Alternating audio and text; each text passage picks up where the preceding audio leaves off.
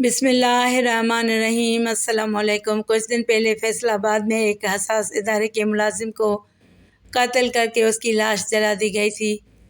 مقتول کی ناقابل پہچان لاش کے پاس اس کا ادھجلا شناختی کارڈ، تقریباً ساری جلی ہوئی وردی اور سروس کارڈ ملے تھے۔ پولیس نے اس قتل کا مقدمہ نامعلوم ملزم کے خلاف درج کیا۔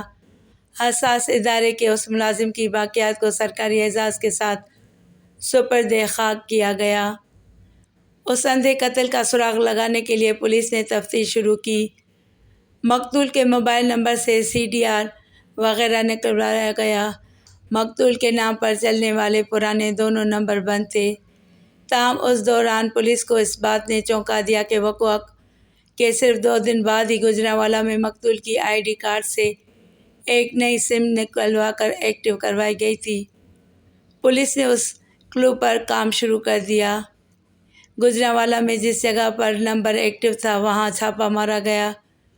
یہ نمبر ایک گھر میں ایکٹیو تھا، تاہم اس گھر کے مرکزی دروازے کو باہر سے تالا لگا ہوا تھا۔ پولیس کسی طرح اس گھر کے اندر پہنچی۔ اہلکاروں کی حیرانی کی انتہا نہ رہی جب حساس ادارے کا مردہ ملازم ان کے سامنے زندہ موجود تھا۔ حساس ادارے کا مقتول ملازم زندہ ہے تو پھر جو لاش ملی تھی وہ کس کی تھی؟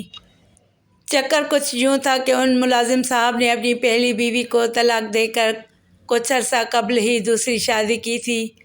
اپنی اس نئی دنیا کو خوب بہتر طریقے سے انجوائے کرنا چاہتے تھے۔ ہنی مون وغیرہ کے لیے چھٹیاں اور لمبے اخراجات کیسے مینیج ہوں، سوچنے کے بعد اس نتیجے پر پہنچے کہ ملازم شخص ہیں، جمع پونجی کچھ خاص ہے نہیں، ادارے سے اچھی رقم ملے گی تب جب وہ ریٹائرڈ ہوں گے یا تب جب ان کی دوران سروس اچانک وفات ہو جائے گی۔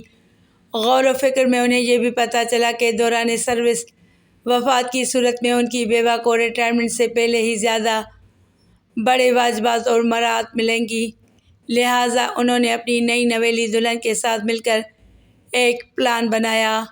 حساس ادارے کے ان ملازم صاحب نے ایک بس اسٹینڈ سے پیسے لینے کے لالچ میں ایک نشئی کو ساتھ لیا، اسے قتل کیا، اس کی لاش جلا دی، اپنی جلی ہوئی یونیفارم بھی وہیں پھینکی، شناختی کارڈ اور سروس کارڈ کو بھی تھوڑا سا جلایا اور لاش کے پاس پھینک دیا۔